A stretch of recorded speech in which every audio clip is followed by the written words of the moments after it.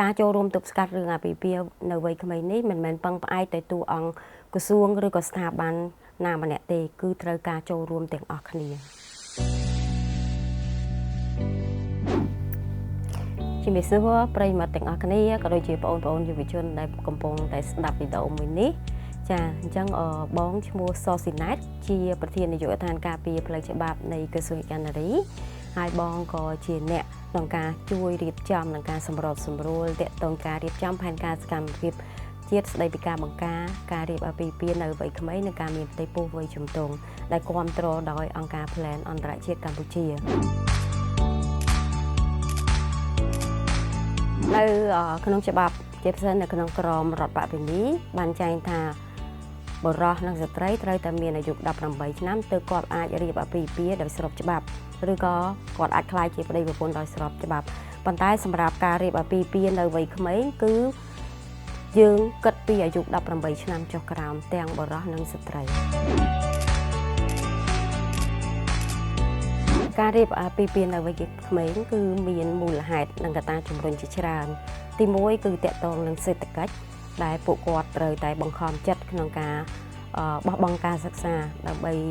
រកប្រាក់បន្ថែមក្នុងការប្រកបមុខរបរការងារឬក៏ជំនាញវិជ្ជាជីវៈផ្សេងៗទី2តាក់ទងជាមួយនឹងផ្នត់គំនិតរបស់សហគមន៍ក៏ដូចជាឪពុកម្ដាយដែលគាត់នៅប្រកាន់ផ្នត់គំនិតមួយចំនួនតូចដែលគាត់គិតថាកូនស្រីមិនគួរតែរៀនជ្រៅជ្រះទេគួរតែរៀបការដើម្បីយកកម្លាំងពលកម្មទាំងអស់នេះមកជួយក្នុងការធ្វើស្រែចម្ការឬក៏ដាំដុះដំណាំអីផ្សេងៗជាពិសេសផ្នត់គំនិតមួយចំនួនរបស់បងប្អូនជនជាតិដើមភាគតិចគាត់យល់ឃើញថាគឺគ្រួសាររបស់គាត់ហ្នឹងគឺអស្ចារ្យជាងគេដែលគាត់បានគេហៅភាសាសាមញ្ញដែលយើងហៅថាលក់ដាច់កូនកំមុំណាចាហើយចំណុចមួយទៀតគឺតាក់ទងជាមួយនឹងការបោះបង់ការសិក្សាដែលគាត់អាចនឹងឈានទៅដល់ការរៀបអាពាហ៍ពិពាហ៍នៅវ័យក្មេងចា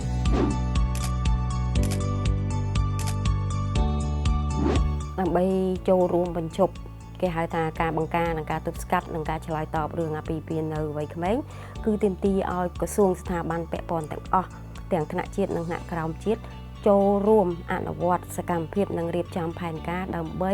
ចូលរួមទប់ស្កាត់រឿងអាពាហ៍ពិពាហ៍នៅវ័យក្មេងនិងការមានផ្ទៃពោះនៅវ័យជំទង់ការចូលរួមទប់ស្កាត់រឿងអាពាហ៍ពិពាហ៍នៅវ័យក្មេងនេះមិនមែនពឹងផ្អែកទៅតួអង្គក្រសួងឬក៏ស្ថាប័នណាម្នាក់ទេគឺត្រូវការចូលរួមទាំងអស់គ្នាសូមឲ្យយុវជនទាំងអស់ទាំងពីរភេទទាំងក្មេងស្រីក្មេងប្រុស